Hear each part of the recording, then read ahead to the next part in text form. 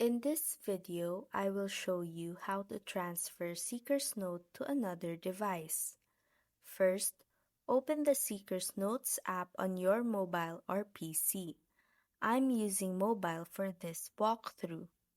In the top right corner, tap the Settings icon. Then tap on Saving Progress. Here, you will want to make sure your game is linked to an account, like Facebook, Google Play, or Apple ID depending on your device. Once it's connected, grab your other device and download Seeker's Notes from the App Store. After it installs, open the game, tap the settings icon again, and go to Saving Progress. Now, just log in with the same account you linked earlier, and your progress will sync right up.